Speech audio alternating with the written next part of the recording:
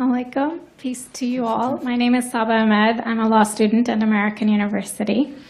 I am here to ask you a simple question. I know that we portray Islam and all Muslims as bad, but there's 1.8 billion Muslim followers of Islam. We have 8 million plus Muslim Americans in this country, and I don't see them represented here. But my question is, how can we fight an ideological war with weapons? How can we ever end this war? The jihadist ideology that you talk about, it's an ideology. How can you ever win this thing if you don't address it ideologically? Great question. I am so glad you're here, and I am so glad you brought that up because it gives us an opportunity to answer. What I find so amazing is since the beginning of this panel, which we are here about Benghazi attack against our people, not one person mentioned Muslims. We are here against Islam, or we're launching war against Muslims. We are here to discuss how 4 Americans died and what our government is doing. We were not here to bash Muslims. You were the one who brought up the issue about most Muslims, not us. And since you brought it up, allow me to elaborate with my answer. There are 1.2 billion Muslims in the world today. Of course, not all of them are radicals. The majority of them are peaceful people. The radicals are estimated to be between 15 to 25%, according to all intelligence services around the world. That leaves 75% of them peaceful people.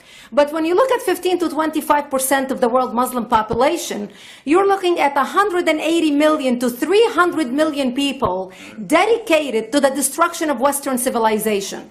That is as big as the United States. So why should we worry about the radicals, 15 to 25%?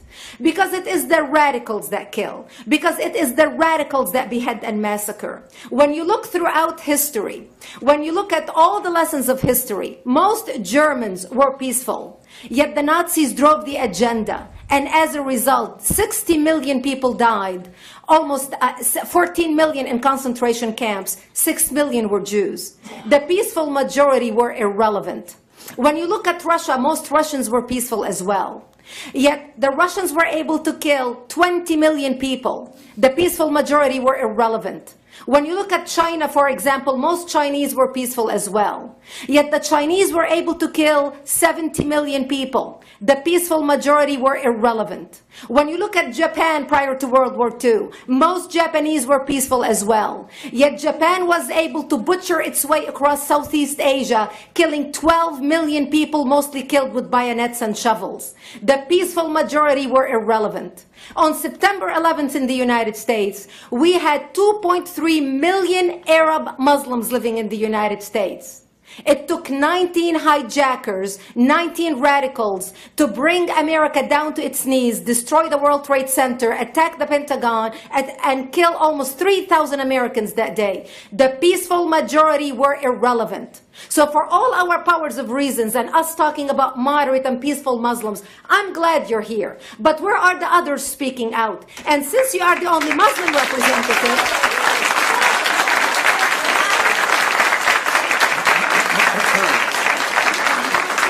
applause till the end.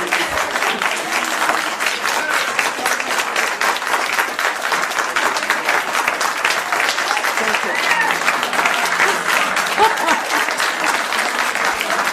Thank you. And since you're the only Muslim representative in here, you took the limelight instead of speaking about why our government, and I assume, are you an American? You're an American citizen. So as an American citizen, you sat in this room, and instead of standing up and saying a question or asking something about our 4 Americans that died and what our government is doing to correct the problem, you stood there to make a point about peaceful, moderate Muslims. I wish you brought 10 with you to question about how we can hold our government responsible. It is time we take political correctness and throw it in the garbage where it belongs and stop calling it fair.